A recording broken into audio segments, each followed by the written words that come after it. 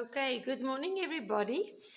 I just want to explain the booklet, and I think if you watch this the first day, it will be very helpful. I get the idea some of you don't have a clue how to approach this. When you get this, unfortunately, we're starting on Tuesday, so you need to catch up with this Monday, this lockdown that extended. We already did this planning. So first of all, you watch the video where I do the phonics, and I hope you all did that so far. When you're done watching the video, you start practicing your spellings. Now remember, guys, I know lots of you know that words, but please watch the video first so that you can listen to the pronunciation and also to an explanation of the meanings. So when you get stuck that you've watched that already. Then although this suffix worksheet doesn't concentrate on full alone. It's got all the others that we already done, but you guys can just look at the explanations of the suffixes and decide which one should you fill in. That's activity 1. Then we do our handwriting, and some of you are practicing it very nicely. Then we get to the grammar. We're doing collective nouns. There's the YouTube link, but I also send it to your parents. And then you have to watch the video. There it says, activity 3, watch the YouTube videos and write down the collective nouns. So don't go and Google these answers. If you watch the video, sit with your pencil, and as soon as you hear the answer, you write it in. All the answers will be in the video. Then activity 4. Activity 4 is also collective nouns. If I have lots of flowers, I have a bouquet of flowers. That's what we're talking about. Then on Wednesday, your creative writing. Look at the example of the newspaper report. This is what I really want to focus on. You're going to write a newspaper report about pollution in your town. What causes it? What effects does it have on the environment? And what can we do to reduce that pollution? Follow the guidelines and make sure you follow the criteria. Okay, so if we look at this, this is the example.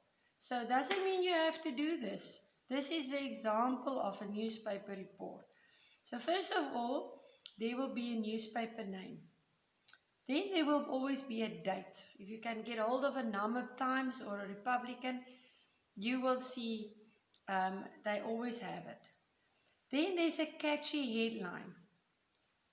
The eagle has landed. Now, if you see the eagle has landed, you see this, you go, okay, what on earth is going on? So it makes you curious and you would like to see what is this newspaper article all about. So if you have a nice and catchy heading, people would like to carry on reading your story. Then they always put a picture. Now, you guys can take a picture from the internet. You can draw a picture, anything, but there's always a picture, and people will rather read the report with a picture because they like to look at pictures. You guys too. You rather take a book with pictures than a book without pictures. And the caption, that is the part where they tell us what's happening on the picture. Because otherwise, if you just look at the picture, you have no idea. This looks like the Namib Desert. What is this funny looking guy doing in the desert? So you can make your own assumption. So that's why they have to put a caption there. It explains the photo. Then there's the story, your story, and you write it in paragraphs. Now, to explain the paragraphs, this is all about Neil Armstrong. Remember, we did Man on the Moon? American astronaut Neil Armstrong has become the first person to step on surface. Now, that's where they give you the introduction. What is this all about? The next one, they tell us, you use the phrase the eagle has landed to let Houston know that the lunar module has actually landed. That's why Americans still use that saying, the eagle has landed, then they know this happened. So this is all about that saying. So it's got nothing to do with explaining to us who is this Neil Armstrong. So that's why we do it in a separate paragraph by leaving a whole line open to start with a new paragraph. That is that famous saying, one small step for man, one giant leap for mankind. That is to explain that part. There they talk about the other people that were also on the craft. And there they tell us a little bit more about the time they spent. So can you see every time they're talking about a different topic, not something different than the eagle has landed, but a different part. There's the introduction of the astronaut, the saying, the famous quote, the partners, how much time they spent there, and that's exactly the format that you need to do. You're not going to write about the story, you're going to talk about pollution. So that's what you're going to do. So there's your newspaper name. So the next thing will be the date, should be there, and then there's your catchy phrase. And written by your name. There's always a reporter's name. There's a place for your picture. There's the caption supposed to be, where you tell us what's going on in this picture, and then you start writing there. Now, it's teeny tiny sentences. If you start with a new paragraph that's about something else, still about pollution, but say for instance, you first talk about Walvis Bay and the pollution that you're going to talk about.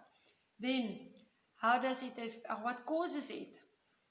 Okay, then what can I do to get rid of it? Or what effect does it have on our environment? So every time you're talking about a different part of the pollution, you have another paragraph. And please don't stop at the end. And you don't write it like a story, it's facts. You say, this is what's happening in Walvis Bay. This is what it caused. This. It's not a story like one day, many years ago, when I was walking in the town. No. And the person that's writing the stories are not in the story. You're reporting, you're giving feedback on what happened in this newspaper article. Okay, so if you still don't get the idea, go to a newspaper, have a look how they write it. And then when you're done, the criteria is just to check. Okay, do I have a catchy headline? Yes, I do. Did you divide it in paragraph? Oh no, I forgot totally. Go back and do it. The first paragraph sums up the stories. What is this whole article all about? The last paragraph is what happened afterwards. The conclusion. What is the end result of this all? Capital letters in beginning of the sentence, names and places, full stops or exclamation marks, and make sure your spelling is correct. Okay, I think that is clear enough, guys. I don't think you will have a problem. There is also collective noun activities.